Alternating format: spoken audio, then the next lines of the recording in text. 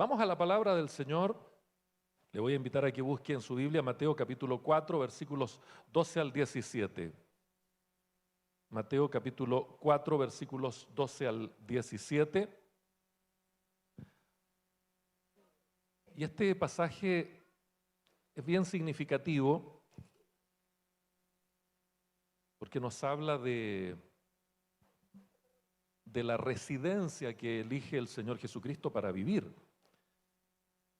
Mateo capítulo 4, versículos 12 al 7. Damos lectura a la palabra de Dios y lo hacemos en el nombre de nuestro Señor Jesucristo. Amén. La palabra del Señor dice así, puede seguirla también en el cuando sea, active la pantalla nuevamente. La seguimos en el texto. Leemos en el nombre del Señor. Cuando Jesús oyó que Juan estaba preso, volvió a Galilea y dejando Nazaret, vino y habitó en Capernaum, ciudad marítima, en la región de Zabulón y Neftalí, para que se cumpliese lo dicho por el profeta Isaías cuando dijo: tierra de Zabulón y tierra de Neftalí, camino del mar, al otro lado del Jordán, Galilea de los gentiles, el pueblo asentado en tinieblas vio gran luz. Y a los asentados en región de sombra de muerte, luz le resplandeció.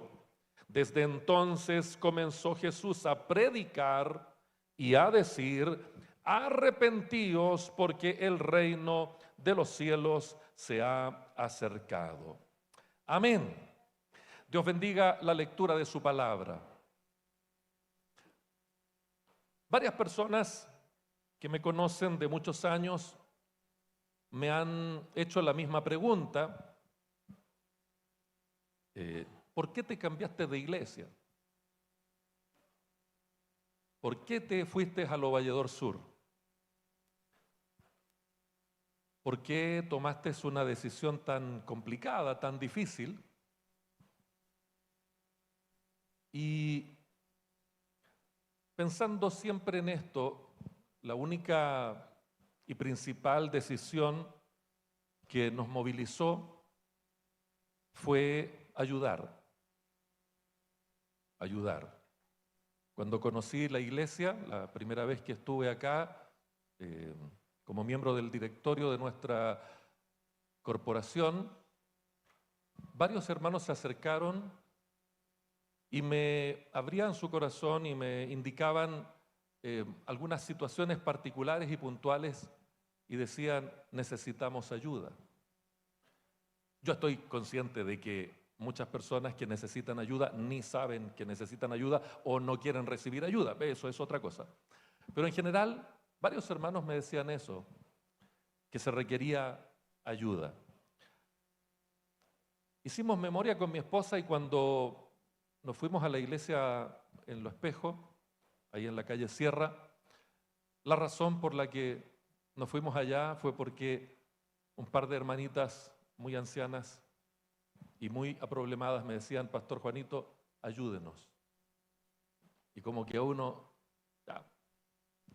Yo pensaba un par de años, tuvimos 13 años ahí en la IMPLE. Y así sucesivamente, y fuimos haciendo memoria en los distintos lugares en que hemos servido como pastores en estos 28 años de ministerio junto a mi esposa. Nos hemos dado cuenta de que cada vez que hemos ido a algún lugar ha sido porque nos han pedido ayudar. Y por lo tanto hoy día que la iglesia, el Lo Valledor Sur, después de ser una clase por muchísimos años, ¿cuánto? Más de 70, ¿no? Mucho más de 70 años, ¿no? Como clase, 60 años como clase. Mi hermano Eduardo siempre me manda resúmenes de la historia preciosa de esta comunidad, de esta congregación. Hoy está cumpliendo un año como iglesia metodista pentecostal Lo Valledor Sur. Y eso es una bendición siempre. Entonces, pensando en eso, encontré que era muy lindo que hoy día justo nos tocara Mateo capítulo 4, versículos 12 al 17, que se refiere precisamente a cuando el Señor Jesucristo cambia de residencia. A Jesucristo le llaman el Jesús Nazareno, no le llaman Jesús el Cafarnaíta. Entonces uno dice, ¿por qué se cambia de Nazaret a Capernaum? ¿Por qué usted se cambió de casa en algún momento? Esa pregunta es tan importante porque la casa, el lugar donde elegimos vivir o donde podemos vivir, afecta a nuestra familia. Pone para nosotros un espacio completamente nuevo, distinto, diferente. Nos relacionamos con personas diferentes. Somos influidos por personas diferentes. Eso es interesante. Y aquí, a la luz de la palabra del Señor, hay al menos 3 razones por las cuales Jesús se cambia de residencia en este momento de su vida, de su ministerio. Y eso quisiera compartir con ustedes. Disculpen que estoy un poco cansado hoy día, aparte de la alta temperatura, estamos un poquito cansados, así que si no tengo la energía de siempre, no estoy triste, no estoy enojado, estoy muy cansado, ¿ya? Por eso, si usted cree que la predicación es algo espiritual, le agradecería mucho que tuviera en oración a su pastor durante estos minutos que vamos a predicar la palabra del Señor. Amén. Gracias. La primera razón que vemos en este pasaje es que Jesús se cambia desde Nazaret a Capernaum, producto de la encarcelación de Juan el Bautista. Versículos 12 y 13 dice, cuando oyó que Juan estaba preso, volvió a Galilea dejando Nazaret y vino y habitó en Capernaum, ciudad marítima en la región de Zabulón y Neftalí. Eso es el dato que nos da Mateo al respecto. Tanto Mateo como Marcos, ellos coinciden en dar la noticia del encarcelamiento de Juan el Bautista como uno de los motivos principales por los cuales Jesús regresa a Galilea, vuelve a asentarse en la Galilea de los gentiles, en este pueblo asentado en tinieblas que ve grande y gloriosa luz. Si estimamos la predicación de Juan el Bautista y la ubicamos históricamente por ahí por el año 26 después de Cristo, si hacemos esa cronología, hay que ver que durante unos 18 meses Juan estuvo ministrando y luego fue encarcelado. Efectivamente, fue un ministerio breve, 18 meses, no más que eso. Hasta que le atrapan, hasta que le toman preso, y Herodes, el tetrarca, fue quien había prendido a Juan. Eso lo vemos en Mateo 14, 3 y 4, dice Herodes había prendido a Juan y le había encadenado y metido en la cárcel por causa de Herodías, que era la esposa de Felipe, su hermano. Conocemos bien esta historia, otro día la podemos ver en más detalle. Pero la esencia del problema es que Juan el Bautista le decía a Herodes, no te es lícito tenerla. Juan el Bautista no era muy suave con los adúlteros, no era muy suave con las personas que tenían la mujer de otro, no era muy suave con las personas que le robaban la esposa a otro. Se lo dijo directamente y en su cara. Y el problema es que el adúltero en este caso era un monarca, era una persona con mucho poder. Por lo tanto, Juan se expone como lo hace la mayoría de los predicadores que predican la verdad. Se expone y este encarcelamiento se llevó a cabo de manera muy, muy compleja. Adicionalmente, este encarcelamiento de Juan el Bautista tiene que haberle producido un agrado extraordinario a los miserables líderes religiosos en Jerusalén, que ya estaban muy complicados, porque cuando ellos quisieron ir también al río Jordán para que Juan los bautizara sin haberse arrepentido, entonces ellos estaban muy molestos porque Juan el Bautista les dijo generación de víboras, los trató muy duro, insisto, porque Juan no era muy fino en ese sentido, no era muy eufemístico, no estaba diciendo, ay, si predico esto, oh, le voy a pegar en el cacho a este, ay, si digo esto, entonces mejor predico pura bendición. No era así Juan el Bautista. Juan el Bautista era muy, muy directo en su predicación. Adicionalmente, el éxito que tenía Juan el Bautista, multitudes de personas descendían desde Jerusalén hasta esa zona casi desértica para ser bautizados por Juan. Sin embargo, estos líderes religiosos oficiales no tenían ningún tipo de efecto en las personas. Por esa razón, cuando el Señor Jesucristo supo que Juan, su primo, había sido encarcelado, lo vemos esto en capítulo 4, versículo 12, y que los fariseos que estaban allí en Jerusalén hubieron oído que Jesús estaba ganando y bautizando a través de sus discípulos muchos más seguidores, entonces, sin duda alguna, que el Señor sale de Judea para dirigirse al norte a Galilea. Ocurre este movimiento de parte del Señor. Uno podría decir, pero ¿por qué a Galilea? ¿Por qué vuelve al norte? ¿Por qué hace este movimiento? Considerando que esa parte, esa zona, estaba precisamente gobernada por Herodes Antipas, el que había hecho esta acción en contra de Juan el Bautista. Era como contradictorio, ¿no? Sin embargo, en ese periodo, el Señor Jesucristo no está todavía en la mira de este rey. El Señor Jesucristo no está ahí muy visible para este rey, sino que más bien son los líderes religiosos de Jerusalén los que le tienen ganas al Señor Jesucristo. Estos son los que tienen muchas razones para poder atraparlo y hacerse de él. Por esa razón, en todo este pasaje, vemos que Herodes, en algún momento este Herodes empieza a desarrollar la extraña idea de que Jesús era Juan el Bautista que había resucitado. Estaba tan tal vez paranoico de lo que había hecho, porque el pecado en algún momento a las personas les empieza a horadar su cabeza y le empieza a dar vuelta y empiezan a sentirse perseguidos. Ese es un buen momento para arrepentirse, pero cuando la corrupción llega a tal nivel en el corazón que la conciencia se cauteriza, simplemente las personas siguen tramando más y más pecados. En aquel tiempo, dice Mateo capítulo 14,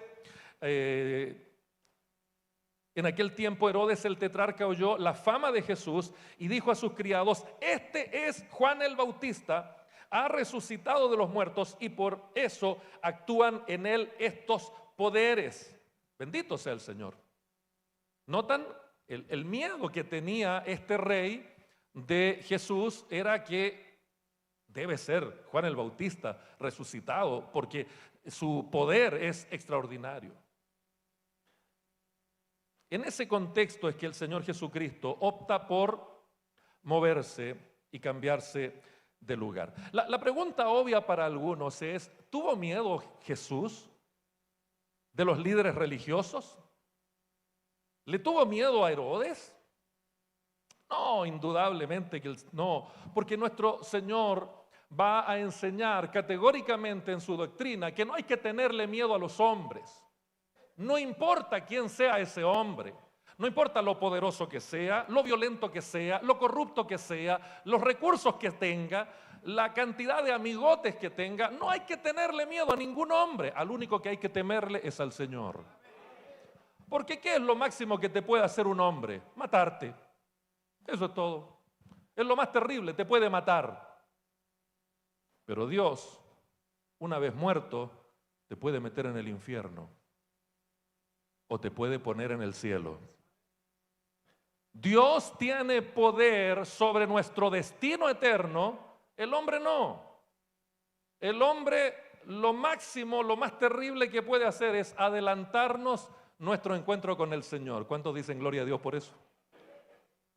Así que nunca le tenga miedo a un hombre, nunca le tenga miedo a una mujer, porque no pueden hacer nada más y nada menos, lo máximo, lo más terrible.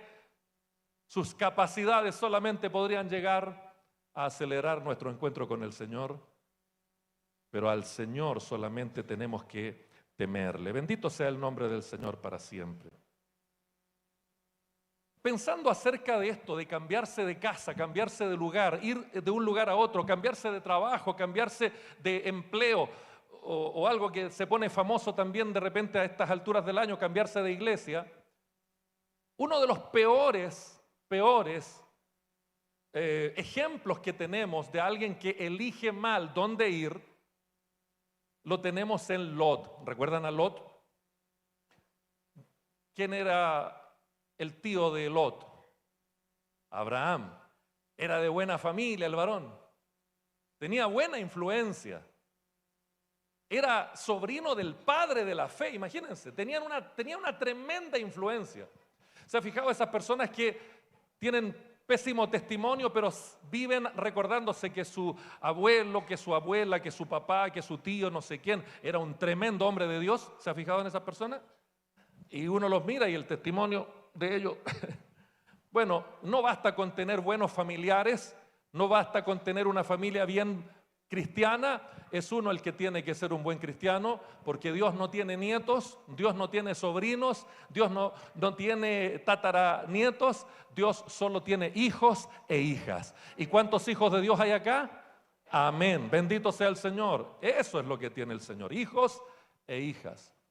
Pero a pesar de la buena influencia que Abraham ejercía sobre Lot, cuando ellos tuvieron una disensión, un conflicto familiar, de nuevo, esto pasa hasta en las mejores familias, toman la decisión de ir por vías diferentes, ir por caminos diferentes. ¿Y cómo eligió Lot?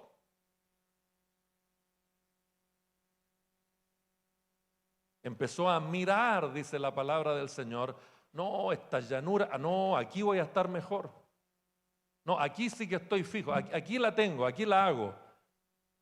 No le consultó al Señor. No dice la palabra del Señor nada de que hubiera orado para elegir dónde irse, dónde quedarse, dónde ubicarse, dónde asentarse, con quién relacionarse. Simplemente tomó la decisión de manera muy necia. Conocemos el resto de la historia. Terminó poniendo sus tiendas cada vez más cerca de Sodoma y Gomorra y terminó viviendo exactamente en medio de Sodoma y Gomorra. Lo que a simple vista parecía una muy buena decisión se convirtió en la peor decisión de su vida. Lo hermoso es que Abraham era un gran intercesor y nunca dejó a su sobrino a su suerte, sino que intercedió por él, como aprendíamos en la clase Santa Adriana el jueves, y nos dábamos cuenta de que con un respeto enorme intercede ante el Señor, con un cariño enorme, exponiéndose incluso a que el Señor lo reprendiera. Intercedió por su sobrino y logró salvarlo a él y a su familia, con excepción, sabemos bien, de la esposa de Lot. Por eso tenemos que preguntarnos, queridos hermanos y hermanas, ¿por qué estamos donde estamos? ¿Por qué estás en Lo Valledor Sur? ¿Por qué vives donde vives? ¿Por qué te relacionas con quien te relacionas? Hay personas, tristemente, que no van por la vida sin reflexionar acerca de estas cosas. No piensan, simplemente están donde me lleve el viento, como dice la palabra del Señor, llevados por doquiera de todo viento de doctrina. Déjeme decirle algo que de aquí no salga. En Chile está estudiado que existe una población flotante de evangélicos, entre comillas. Parece que la bendición está en la iglesia del pastor fulano, allá parten todas la iglesia del pastor fulano. Pacta aquí, no sé, siembra, no, etcétera, etcétera. Después el pastor les pega una guapiá, no, mejor, la bendición mejor allá del otro pastor de allá. Y van de lugar en lugar, pero no se hacen la pregunta, ¿por qué estoy donde estoy? ¿Por qué voy a ir a tal o a cual lugar? El Señor Jesucristo acá nos da un ejemplo extraordinario de prudencia. Jesús no le tenía miedo a Herodes, no le tenía miedo a los judíos, no se cambió de residencia por temor, sino que simplemente por prudencia. Jesús dijo: si me quedo por acá, me voy a tener que enfrentar con los fariseos y va a empezar un conflicto y voy a tener que perder el tiempo dándole explicaciones a religiosos que no van a cambiar nunca. Religiosos que siempre van a tener las mismas ideas absurdas de siempre y no van a cambiar.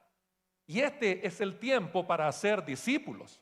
Entonces Jesús no se fue hacia Jerusalén, no se quedó en Nazaret, sino que simplemente se movió hacia Capernaum y allí en Capernaum desarrolló un trabajo extraordinario haciendo discípulos. Gloria al Señor. Y las noticias no se hicieron esperar. Jesús comenzó a hacer tantos discípulos que superó con creces lo que hizo Juan el Bautista, superó con creces lo que hacían los fariseos, superó con creces lo que seguían a cualquier otra secta de aquella época, porque no hay tarea más importante para una iglesia que hacer discípulos. Si tú te viniste a Los Valladolid Sur porque aquí estamos haciendo discipulado, déjame darte un aplauso, porque esa es una decisión muy sabia, muy razonable y muy inteligente. Aquí no estamos para darle explicaciones a los religiosos, aquí no vamos a perder el tiempo comparándonos con nadie, aquí no estamos peleando con nadie, aquí estamos haciendo discípulos. ¿Cuánto dicen gloria al Señor por eso? La tarea más linda de la iglesia es formar discípulos, porque los discípulos superan absolutamente a cualquier movilización que podamos tener de gente que simplemente se mueve por una ideología o por una necesidad pasajera.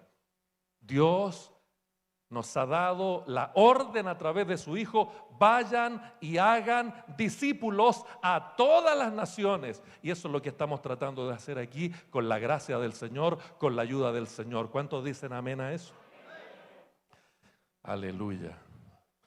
Ver a los chicos y chicas ayer con una avidez por leer la palabra, por compartir la palabra, por representar la palabra, por desarrollar actividades propias de lo que es la mentalidad de un discípulo, déjeme decirle que llenó completamente mi corazón y realmente me confirma el Señor que esa es la tarea que tenemos que realizar.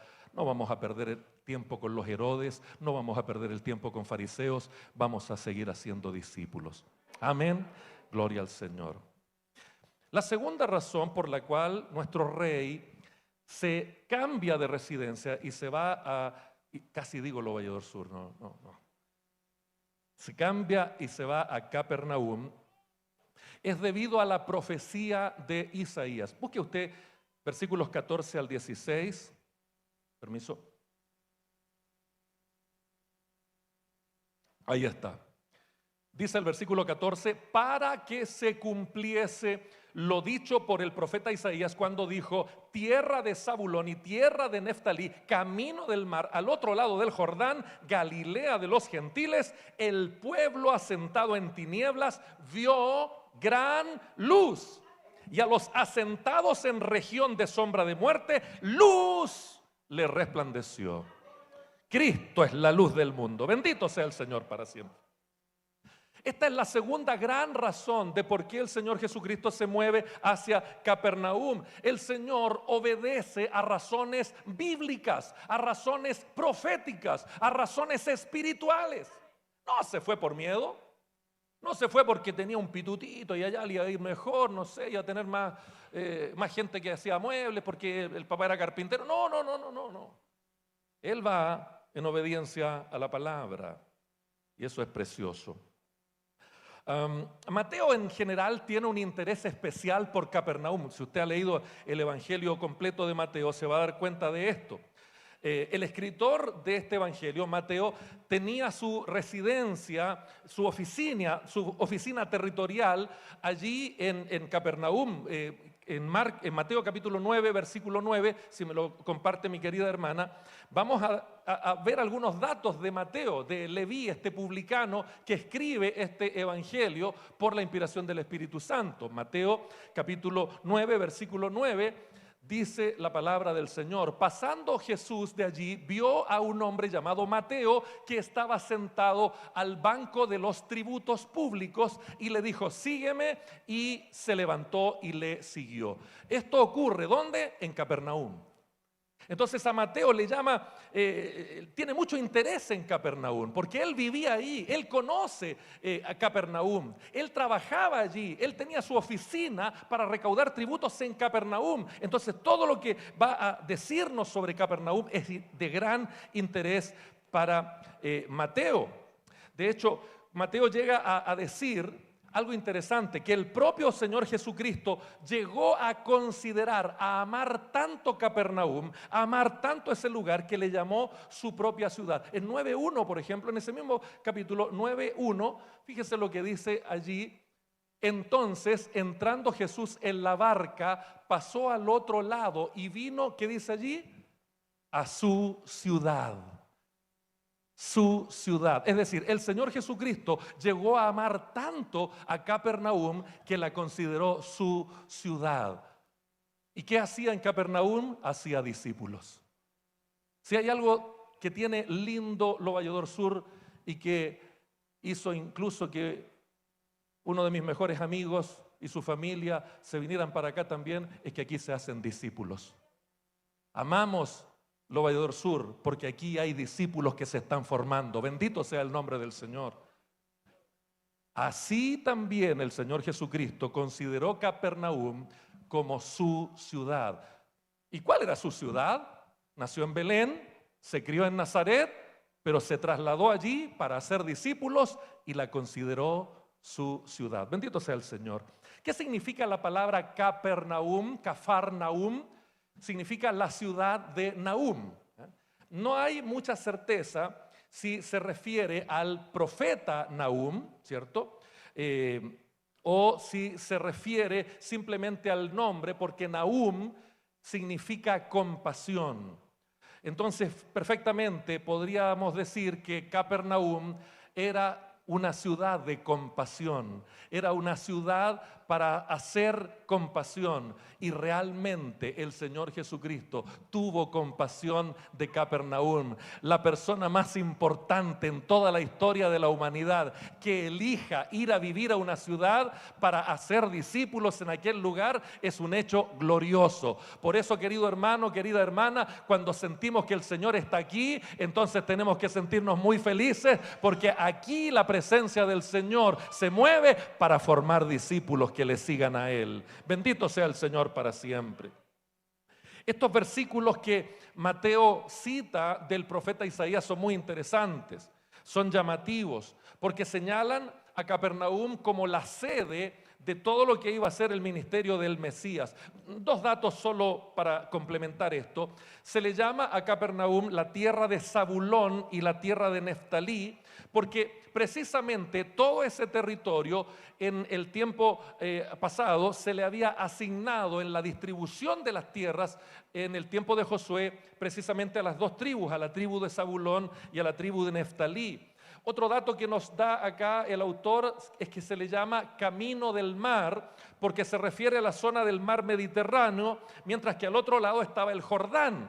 Entonces, está muy claro el lugar donde el Señor estuvo instalado allí precisamente para formar discípulos.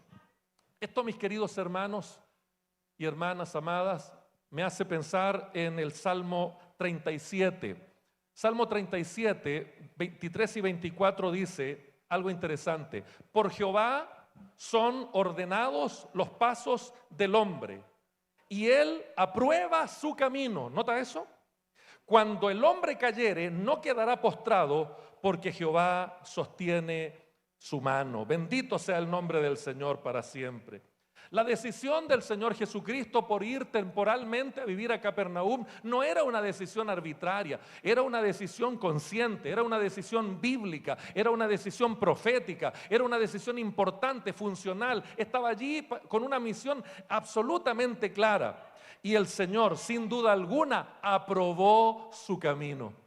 Aprobó su camino, confirmó la obra que el Señor Jesucristo realizó en ese lugar. Queridos hermanos, queridas hermanas, si estás aquí, si el Señor te trajo aquí, si tomaste la decisión conscientemente, aunque caigas, el Señor te va a levantar, porque Él va a confirmar tus pasos, va a confirmar tus decisiones, va a confirmar lo que tú anhelas en tu corazón. Si tú quieres que tus hijos sean discípulos, que tus hijas sean discípulos del Señor, que tú seas un discípulo del Señor, eso el Señor lo va a confirmar en tu vida, porque ese es un mandato del Señor. Bendito sea el Señor para siempre.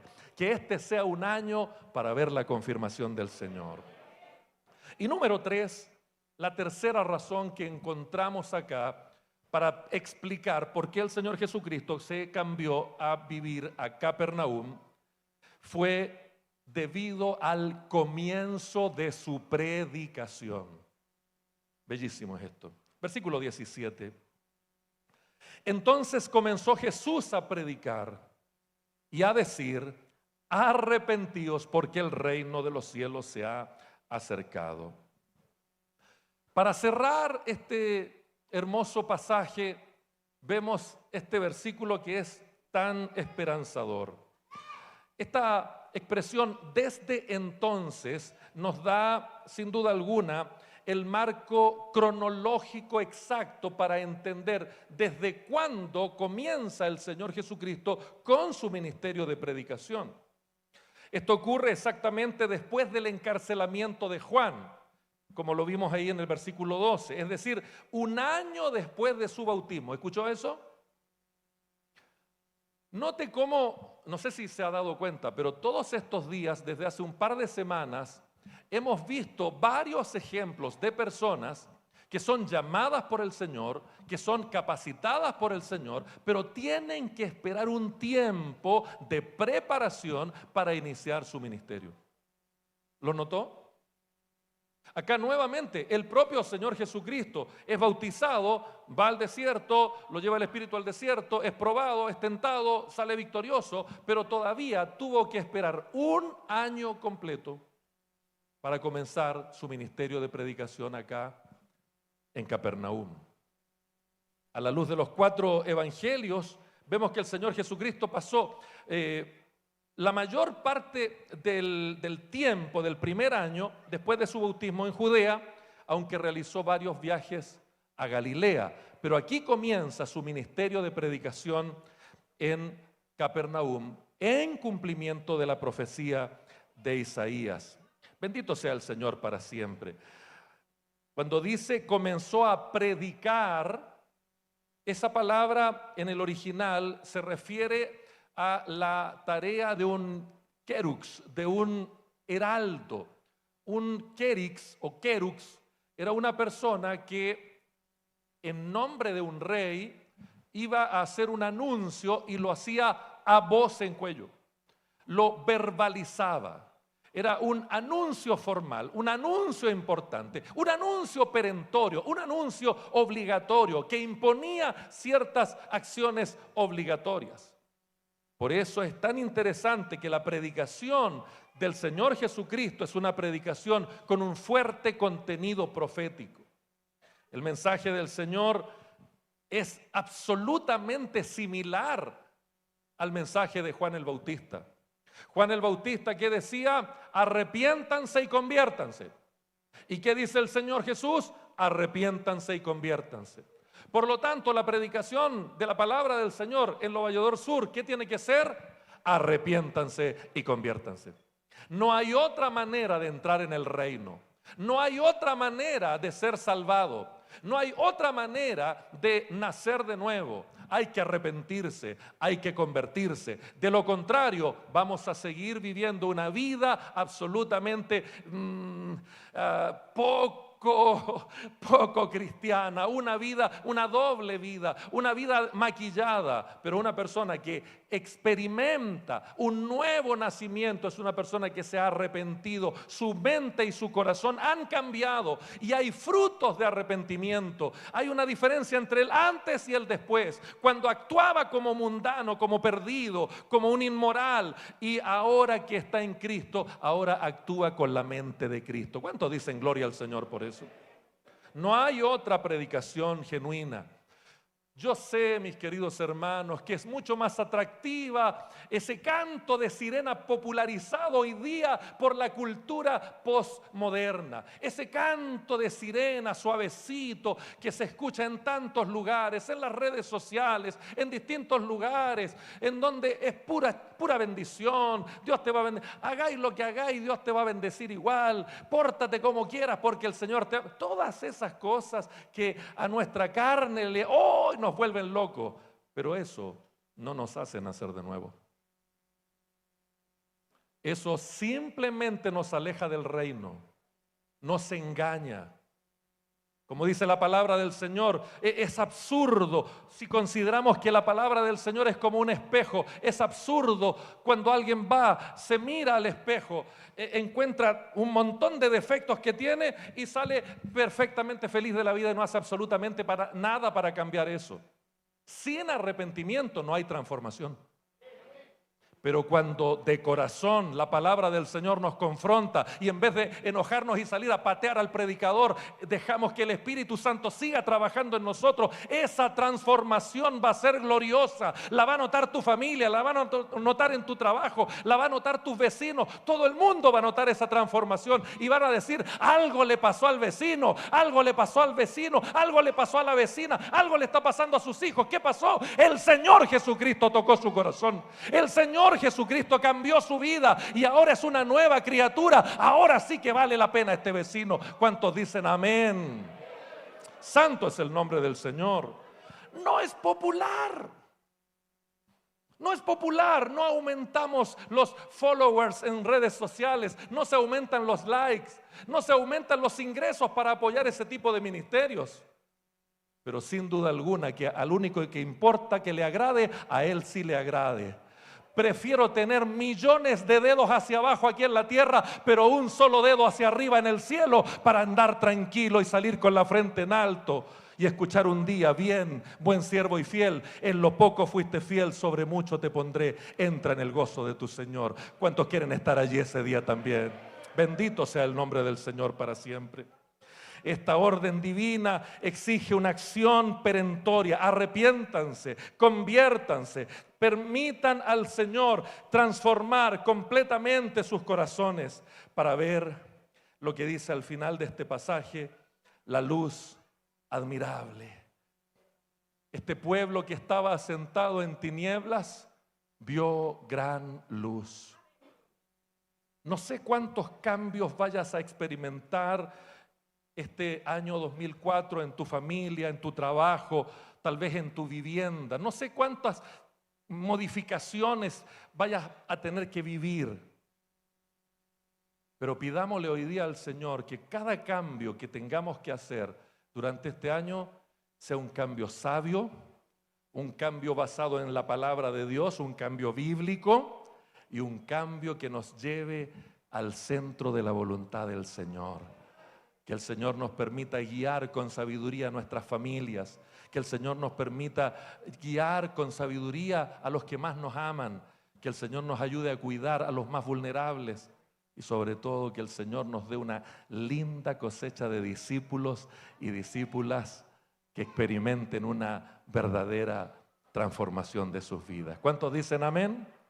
Amén. Póngase de pie, vamos a orar para dar gracias por esta palabra, para que el Señor bendiga nuestras vidas y familias. Hermano Leo, llévanos en la oración por la palabra.